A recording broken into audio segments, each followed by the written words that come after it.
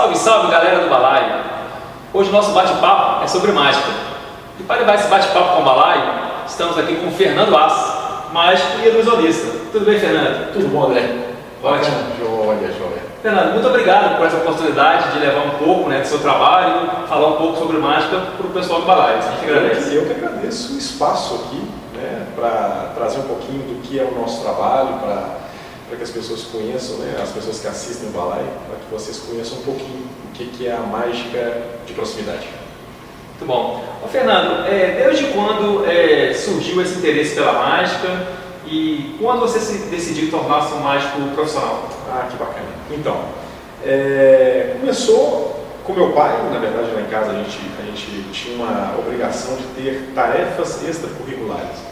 Não só as curriculares da escola, mas você precisava de ter pelo menos dedicar uma arte, uma música, o teatro e esporte. Era uma obrigação. Uma obrigação bem negociada, porque se você não tinha, se você não se interessava, você perdia um pouquinho de regalia, de mesada, esse tipo de coisa. Então a gente acaba por uma pressão a ter que se dedicar a uma área da arte. E eu não dei muito certo na música, não dei certo no teatro, até que eu torci o tornozelo descendo as escadas da minha avó com 8 anos de idade. Meu pai, eu tinha que ficar deitado, meu pai me traz um livro de mágica, na época comprado ali na Ediouro, na livraria Curiorca, na Carandaí, há muitos anos atrás. E eu começo a ler um livrinho de mágica e a partir dali eu começo a aprender os números de mágica e depois nunca mais parei. Para ser exato, em 1989. Já faz um bom tempo. Um bom tempo. E essa decisão de se tornar um mágico profissional vem quando? É interessante porque eu ainda não me considero um mágico profissional, apesar de tanto tempo. Eu não tenho a mágica hoje como a fonte de renda absoluta. Quero muito, eu desejo muito, mas hoje ainda não tenho como viver só de mágica. Mas eu decidi a partir do momento que eu coloquei a mágica como filosofia de vida. Não como uma profissão e não como um hobby, mas como uma filosofia de vida. A mágica ela tem uma psicologia fantástica e eu utilizo a mágica em tudo que eu faço. Eu já acordo pensando o que eu posso aproveitar da mágica no meu dia a dia. Então ela é uma filosofia de vida. Bom. Fernando, a gente pode se dizer que a mágica tem várias vertentes, né? Várias vertentes. E o ilusionismo é uma especialização, a gente pode dizer que é uma especialização da mágica. Na verdade é uma nomenclatura. O ilusionismo ele veio com os grandes, quando os mágicos começaram a fazer grandes ilusões, Porque antigamente era mágica para aqueles mágicos que faziam em feiras, em ruas, trabalhavam com objetos pequenos, a nomenclatura era mágica. Depois que esses mágicos saíram das ruas e foram para os grandes teatros, isso em meados do século XIX, na França, começaram a fabricar aquelas grandes ilusões, mulher cerrada, mulher que desaparece. Então isso foram chamados de ilusionistas, por causa dessas grandes ilusões. Então é apenas uma nomenclatura. Apesar de que eu gosto de ser chamado ilusionista, eu prefiro, Tem um grande maestro, o René Lavan, que foi um grande maestro na minha vida, só tinha um braço, e eu tive a sorte, a oportunidade de conviver com ele, e ele era cartomado, mas ele gostava de ser chamado como ilusionista, porque ele provocava ilusões. Mágicos, para ele, era alguma coisa a ver com trapaceiros, feiticeiros, ele não gostava muito não, ele preferia ilusão, ele gostava de provocar ilusão, emoção nas pessoas. Então é uma questão de nomenclatura, mas eu prefiro ser chamado de ilusionista. Bom. Você já possui uma certa experiência internacional, Fernando? Você já atuou em países da América do Sul? Sim, eu tive o prazer de participar. A mágica me levou para diversos países. Eu acho que se não fosse a mágica, eu não teria conhecido tanto país igual eu conheço. Porque, por exemplo, quem vai numa Venezuela, quem vai numa Colômbia, por passeio, ninguém vai. E eu tive o prazer de ir em Venezuela, Colômbia, Uruguai, Argentina, Chile, foi um país que eu gostei demais, e para congressos. E nesses congressos, alguns eu participei de campeonatos, eu tive prazer de atuar nesses grandes teatros, Teatro de Colonna na Argentina, Teatro Empire, tudo em grandes congressos, suas honras e os congressos regionais de cada país. Então foi uma experiência maravilhosa de estar em contato com outras culturas, com a mágica de outros lugares, com outras pessoas, aprendendo cultura, o idioma, a forma de vida. Isso para mim foi muito enriquecedor. Muito enriquecedor. Esse intercâmbio de ideias, dá para trazer, por exemplo, um pouco da mágica da Colômbia, por exemplo, dá para trazer isso para o seu trabalho? Ou o nível é a mesma coisa, o tipo de números é o mesmo? Não há uma diferenciação até do porte, né, da proposta. Né? Eu acredito que os números são muito universais, né? Números de mágica são muito universais. Mas eu creio que a proposta, a cultura adquirida, a vivência, eu acho que a forma de apresentar esses números que são universais é diferente. Você acaba aprendendo muito, não há dúvida. Você acaba aprendendo uma cultura diferente, como por exemplo no Peru, eu estive no Peru, e você vê que como as civilizações, né, que viveram lá há milênios influenciam no dia a dia, no social do indivíduo. Então você acaba vendo e percebendo esses arquétipos devido a esse processo de tempo de convivência com outras culturas, com tribos, né, igual por exemplo Peru, Chile, são todos muito influenciados pelas civilizações pré-colombianas, pelos incas, pelos aimarás, pelos quechuas. Então isso é genial você ver toda essa proposta inserida na arte. Isso é muito bacana. E como influi a nossa cultura, a nossa vivência diária, né? Como nós também temos também, né? Todas as nossas vivências, as nossas culturas, os nossos aprendizados com os portugueses, com as nossas culturas locais, como também essas pessoas têm esse resquício cultural inserido nelas. Isso é genial. Ter convivido com isso foi muito enriquecedor na minha vida. Esse intercâmbio é sempre muito importante. Sempre. Fernando, e no Brasil? Como você vê o estágio da mágica no Brasil? Que nível que está os mágicos no Brasil? Boa pergunta. Eu acho que o Brasil hoje, da América do Sul, talvez ele está numa posição bem desprivilegiada. Hoje a gente tem a Argentina com um grande destaque, né, na América do Sul. Temos o próprio Chile, Colômbia também, a gente tem diversos mágicos, diversas manifestações artísticas na área da mágica por lá. Então o Brasil acaba ficando aí num estágio bem intermediário. Eu acho que há um problema que eu acredito que é a falta do maestro, né, dos grandes maestros, dos grandes escritores, das pessoas que deixaram obras para a gente aqui no Brasil.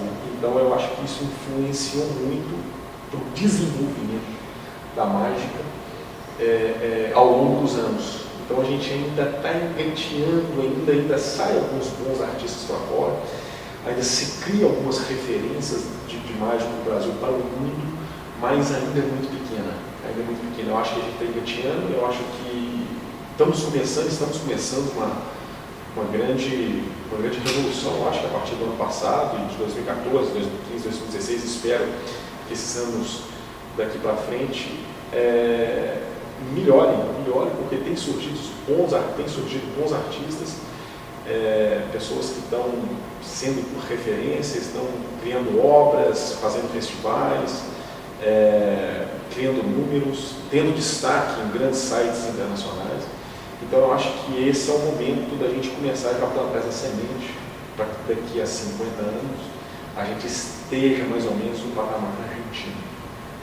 Você mencionou aí a questão dos festivais. A gente percebe o momento, né, desses eventos, de festivais no Brasil, né? Até com calendários anuais, né, como o Fenômeno, que foi recentemente em setembro, né, no Ceará. Exatamente. O Festival do Nordeste de Mágicos, não é isso? Festival do Nordeste de Mágicos, exatamente. É um congresso já está na 14ª edição, se não me engano, ou 15ª, não tenho muita certeza. E é um congresso muito importante no Nordeste do nosso país. E esses congressos estão para justamente reunir as pessoas para essa troca de experiência, trocas de informação, e é um aprendizado muito bacana. Então a gente não pode deixar de de ter esses congressos locais. Existe esse, né, no Nordeste, que é o mais importante, mas como já existe em São Paulo um congresso com abrangência maior, que já pega todo o território nacional. Existem pequenos congressos aqui no Paraná, em Santa Catarina, Rio Grande do Sul. Então esses pequenos congressos ajudam, na verdade, esse grande encontro. E toda vez que há um grande encontro, há um grande aprendizado também. Então a gente tem hoje pequenos congressos regionais, deve abranger mais ou menos uns 7 estados brasileiros, mas estamos sentindo falta de um grande congresso internacional aqui no Brasil, né, que já mobiliza o Brasil inteiro. Então hoje a gente vive de pequenos congressos, que não há dúvida, muito importante. Tá, como qualquer artista, você deve ter referências para o seu trabalho, né? Você mencionou a questão do mestre. Claro, eu tenho algumas. Você pode mencionar algumas referências suas? Claro. Eu comecei aqui, é interessante, já partindo do início do meu aprendizado na arte mágica, eu tenho como grande referência um personagem histórico aqui do Horizonte, o Keles, né, que é uma pessoa, que é um mágico já muito antigo, um mágico de Araçuaí, que veio para cá, se estabeleceu e tem uma loja de mágica no edifício Maleta, a gente quase que pulou essa loja como patrimônio da comunidade mágica, porque ela tem 36 anos de existência. E num lugar muito bacana que é o edifício Maleta. E ali, desde pequeno, depois que eu li aquele pequeno livro, eu descobri, justamente dentro desse livro, um encarte de fazer propaganda da loja dele. E ali eu comecei a ter minha primeira referência. Ele que foi a pessoa que foi me alimentando de informações. E a gente é amigo, né? A gente se fala até hoje, são 27 anos de amizade, então essa foi minha primeira grande referência na mágica. Até que em 2004 eu tive a oportunidade de ver como é que a vida é interessante, né? Eu tive a oportunidade de ver com o Keles. Ele falou assim: olha, você tem que assistir mágica só com o braço. Eu perdi o braço direito no acidente de carro quando eu tinha 9 anos de idade, e ele faz cartomagia com o braço só. E a gente viajou para a Argentina em 2004, foi a minha primeira viagem internacional. Viajamos para o FLASOMA, que é a Federação Latino-Americana de Sociedades Mágicas, é um grande congresso que mobiliza a América do Sul, é o congresso mais importante da América do Sul. E eu fui uma semana antes, ele não estava nesse congresso, eu fui uma semana antes, ele estava no Teatro Avenida, na Corrientes, e a gente foi assistir o René uma semana antes desse festival. E eu saí de lá absolutamente apaixonado, porque a última coisa que você vai lembrar é que só tinha um braço. E ele é o grande criador da lentidigitação, não da prestidigitação. Né? As pessoas conhecem os mágicos como sendo rápido. A mão é mais rápida que os olhos. A prestidigitação, né? Presto, presteza, digito, dedos, então agilidade nos dedos. Então a gente já tem essa marca, né? Essa nomenclatura há centenas de anos. Ou seja, nós somos rápidos. E o René, apesar de só ter um braço, ele não podia ser rápido, só tinha um braço. Então ele me cria uma filosofia que é maravilhosa. A lentidigitação. Quanto mais lento é o movimento, mais belo é feito. Quanto mais lento é a carícia, mais se pode sentir. Então ele quebra toda essa paradigma, né? Todo esse paradigma, toda essa quarta parede de que eu sou rápido. Não, eu não sou rápido. A mágica acontece por si só. Então o René, aí em 2004, depois convidei ele para vir para cá em 2007, no congresso que eu fazia aqui em Belo Horizonte, no SESC, um grande congresso que mobilizava a comunidade mágica a nível Brasil. Tivemos mais de 250 mágicos de todas as regiões do Brasil aqui. E ele veio para cá fazer essa gala. Essa gala a gente chama essa apresentação, né? Essa grande apresentação de mágica à noite, geralmente, quando acontece a apresentação dos grandes mágicos, a gente chama de gala. E ele veio para cá e apresentar sozinho uma gala de 1h30. E foi a primeira vez que eu vi um artista se aplaudir de pé 10 vezes durante um espetáculo. Realmente, quando a coisa é muito boa, você ao final aplaude de pé. Sim. Nesse, ele foi aplaudir de pé 10 vezes durante o show. E foi é difícil de intitular o que o René Lavando, mágico argentino, foi para a mágica, né? É difícil porque a gente precisa separar ele do resto. Então eu posso dizer que ele estava num patamar muito acima, não de mágica, mas de artista, de essência, de universo de artista. Porque com apenas um baralho, com a mão esquerda, ele viajou os 7 continentes. Tive outras referências, como Daniel Selma, da Argentina, Eric Chartiot, um francês que mora no Brasil, na Serra Gaúcha também, que é uma grande referência. Ricardo Arada, de Campinas, que é um cara que trabalha demais na Europa. Um cara que também, as suas obras me deixou um aprendizado muito grande e eu aprendo muito cada vez que ele. O Eric também, Chartiot, também deixou uma obra grande também no Brasil. Então essas pessoas, poucas, são minhas grandes referências. Mas claro, o René, por ter convivido mais, por ter ido em sua casa várias vezes, eu realmente tenho como uma grande referência. Um grande mestre. Um grande mestre, não é? Grande maestro. Bom, atualmente você está envolvido num projeto em cena, né, Fernando? Em cena, exatamente. Você pode falar um pouquinho para a gente sobre esse projeto? Claro. O Em Cena, na verdade, é um projeto meu com o Luiz Felipe, o Luiz Foschi. Eu já tinha feito isso há um tempo atrás, em 2013, algo parecido, não é isso, porque o Em Cena está bem mais completo. Eu acho que o Foschi ele agregou com as grandes ideias, com o trabalho dele, com a pessoa dele. Eu acho que foi uma junção muito bacana. Mas o Em Cena é um espetáculo de mágica, de proximidade, ou seja, onde o espectador, o público, ele pode desfrutar dos acontecimentos a centímetros. Então, não é um espetáculo normal, vamos dizer assim, não é muito comum o espetáculo de mágica de proximidade no Brasil. E como eu venho da mágica de proximidade, o Foschi também veio da mágica de proximidade, a gente resolveu fazer esses pequenos espetáculos, que não são para grandes plateias, né? São para espaços menores, para público de 50, 60, até 100 lugares. Para que as pessoas, por que poucas pessoas? Para que você aproveite melhor. Se a gente enche muito, é claro que fica desconfortável e você não aproveita. Então, no certo sentido, precisa de uma interação maior também, né? A proximidade, né? É tudo a ver, né? Exatamente, a proximidade é o grande trunfo do espetáculo, um grande diferencial.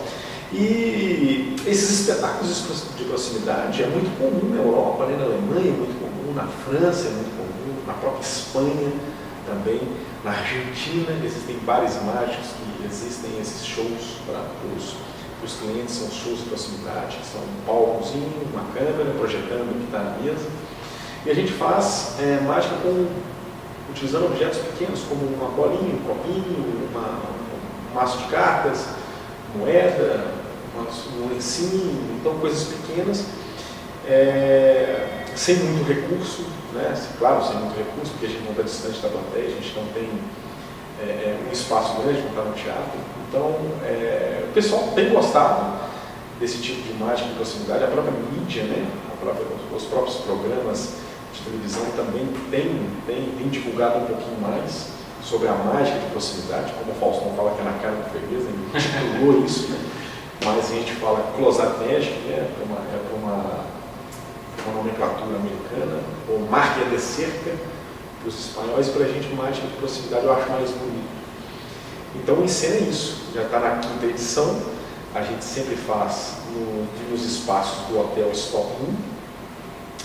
Você pode fazer sua inscrição pela internet e já está na 5ª edição e sempre com grande sucesso, porque a gente não esperava esse sucesso todo. A gente pensava, vamos fazer para 20 pessoas, você via 15 pessoas, 20 pessoas, e lá o espaço, aqui, por exemplo, é um espaço maior, mas lá no outro hotel, o espaço é de 50 pessoas, e no primeiro, segundo e no terceiro foram 70 pessoas.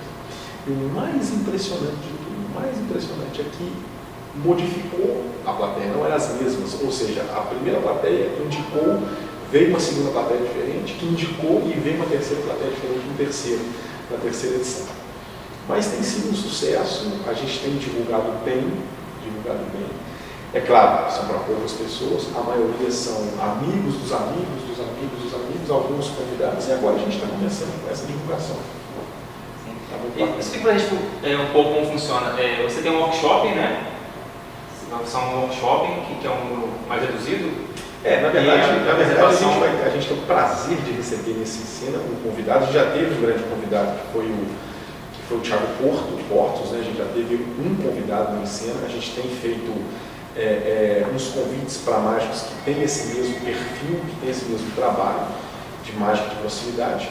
E agora a gente teve uma sorte absurda de conseguir um dos mágicos mais importantes da Europa. Hoje, um dos grandes cartomagos e closapistas da Espanha, um mágico que chama Pipo Villanueva. Um cara hiper premiado, trabalhou no mundo inteiro. E ele vai estar aqui com a gente como convidado. Claro, vai ter o maior tempo possível, porque eu acho que vocês vão gostar demais. Para quem vier assistir, não vai se arrepender. É um mágico que tem mais ou menos a nossa idade e que trabalha também com mágica de proximidade. Então ele vem a Belo Horizonte, no dia 22, ele vai fazer um workshop para mágicos, para um número reduzido de pessoas, direcionado para mágicos. E à noite, às 20 horas desse mesmo dia 22, ele vai participar do Encena, fechando o espetáculo. Então é isso aí, galera do Balai. Dia 22, né? No Hotel Stop In, Antônio Carlos. Nós vamos deixar tudo na descrição do vídeo, todos os detalhes, né? Todos os contatos sociais aí também do Encena, do Fernando As. E, Fernando, mais uma vez, muito obrigado por esse bate-papo, pela oportunidade. Claro. E a gente pode levar um pouquinho de alguns números aí para o pessoal do Balai? Claro que sim. Se liga aí, pessoal. Um abraço. Vamos lá e voltamos com números aí do Fernando. Exato. Um abraço e a gente espera vocês. Até mais. 52 cartas. São como 52 páginas de um livro. E quantas histórias podemos contar com 52 páginas? Existe uma grande história que aconteceu comigo mais ou menos há uns 10 anos atrás. Uma história de um grande maestro que faleceu há mais ou menos um ano e meio e que eu tive a oportunidade de aprender muitas coisas com ele, não só algo de cartomagia, mas também algo sobre a vida e sobre a sua filosofia. Esse mágico chama René Lavande. E eu me lembro que numa tarde em Tandil, ele me mostrou um número com apenas 8 cartas. São 4 cartas pretas e 4 cartas vermelhas. Nenhuma mais e nenhuma menos. É isso? 1, 2, 3. 1, 2, 3, 4. 1, 2, 3, 4 cartas.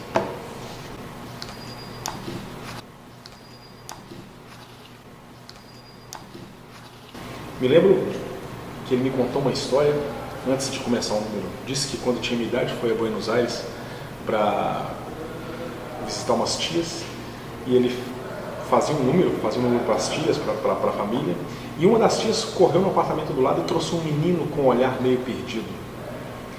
E a tia dele falou assim: René, faça uma mágica para ele. Ele não tinha nada na hora, ele colocou a mão no bolso, tirou um lencinho vermelho e falou assim: olha, preste bem atenção, eu vou fazer assim e o lenço desaparece. Depois de 70 anos, René recordava como se fosse há semanas atrás da expressão de beleza, de felicidade e de carinho daquele menino por ter visto aquele efeito. É claro, ele descobriu que aquela criança enxergou aquele número com os olhos da alma, porque aquela criança era cega. Então peço a vocês que assistam esse pequeno efeito com os olhos da alma. Eu tenho certeza que vocês vão aproveitar mais e melhor da ilusão. 1, 2, 3, 4 cartas vermelhas. 1, 2, 3, 4 cartas pretas. A única coisa que eu vou fazer é trocar uma carta de lugar com a outra. Nada mais. E não se engane. Eu continuo tendo 1, 2, 3, 4 cartas na minha direita e 1, 2, 3, 4 cartas na minha esquerda. A partir de então surge uma eterna pergunta sem resposta. O porquê as cartas nunca se misturam? O porquê as cartas nunca se misturam? Eu não entendia. Perguntei para o maestro: maestro, você consegue repetir mais uma vez para mim? Não? Ele, claro, posso repetir, não com uma, e sim com duas. Porque quanto mais lento é o movimento, mais belo é o efeito. E quando ele virou as cartas, eu continuava não entendendo o porquê as cartas não se misturavam. O porquê as cartas não se misturavam. Eu não entendi. Não resisti e perguntei uma segunda vez, maestro, pode repetir mais uma vez? Ele me disse, posso repetir isso 1.000 vezes se você quiser. Mas repito, agora, não com uma, não com duas, e sim com 3. Porque quanto mais lento é o movimento, mais belo é o efeito.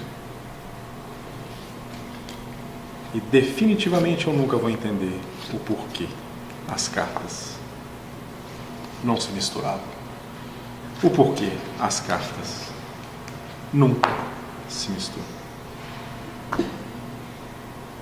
E que bom que existem pessoas assim, pessoas que fazem maravilhas como essa para nos emocionar, para nos encantar, pessoas tão necessárias, pessoas que às vezes com uma palavra chega a todos os limites da nossa alma, nos presenteia com uma flor, nos realiza sonhos, escrevem música, compõem poemas, pessoas tão necessárias para que a gente possa viver um mundo tão complicado, tão cruel. Permita eu repetir uma última vez esse pequeno efeito, porque logo depois já iremos nos despedir e não saberemos a próxima vez que eu vou ter a oportunidade de compartilhar momentos como esse com vocês. Talvez essa seja a última vez. É assim a vida de um artista perante o público, sempre. Não pisquem os olhos, não perca um segundo desse maravilhoso efeito. Preta, vermelha, preta, vermelha, preta, vermelha, preta e vermelha, absolutamente intercaladas. E até o último momento eu posso provar para vocês. Claro, se eu pegar qualquer duas cartas de qualquer ponto do baralho, eu tenho vermelha e preta, porque estão intercaladas. Não pisquem os olhos. Preta, vermelha, preta, vermelha, preta, vermelha, preta, vermelha. Porque quanto mais lento é o movimento, mais belo é o efeito. E definitivamente eu nunca vou entender o porquê as cartas nunca se misturam. O porquê as cartas nunca se misturam. Se o maestro Renan Lavand estivesse aqui fazendo esse número para vocês, ele diria, não tentem entender por que essas coisas acontecem. Essas coisas são como a vida, não temos que entendê-la, temos que vivê-la. Temos que enxergá-la como aquele menino cego da história que eu contei para vocês no início do número. Enxergar a vida com os olhos da alma. Porque, como diria naquele pequeno livro para crianças de Saint-Exupéry, O Pequeno Príncipe, o essencial é invisível aos olhos. E com esse baralho aqui, que está a todo tempo na frente de vocês, baralhado por mim, cortado, nunca iremos entender o porquê as cartas nunca se misturam. O porquê as cartas nunca se misturam.